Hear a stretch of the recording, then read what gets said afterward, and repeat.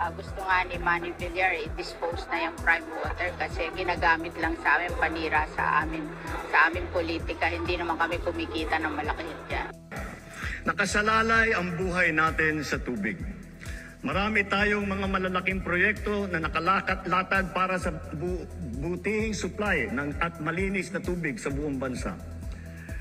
Meron din tayo mga makabagong sistema upang salayin ang tubig at gawin itong malinis para mainom, lalo na para doon sa mga taga-isla.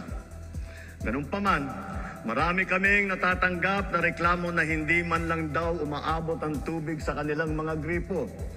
Sa lawak ng reklamo, lampas 6 na milyong consumer sa buong bansa ang kasalukuyang naapektuhan. Nakita ko na ang report.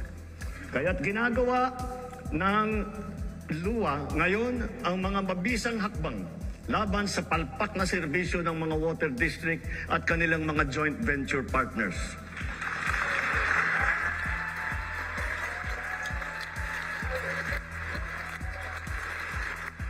Titiyakin ng LUA na may lalagay na sa ayos ang serbisyo ng tubig ng milyong-milyong nating mga kababayan at gawin mas abot kaya naman ang presyo.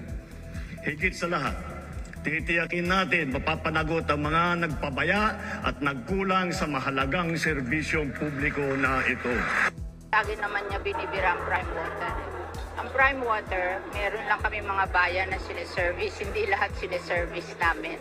And merong mga bayan na talaga may problema sa tubig. Kahit na gawa natin ng water system, may problema like yung matataas, like San Jose del Monte, Bulacan, meron talagang problema. So, hindi lahat yung kasalanan na nagpo-provide ng water. At saka hindi naman malaki ang binabayad sa amin dyan. In fact, gusto nga ni Manny Villar i-dispose na yung prime water kasi ginagamit lang sa amin, panira sa amin politika. Hindi naman kami kumikita ng malaki dyan. Hindi naman kami kumikita ng malaki dyan.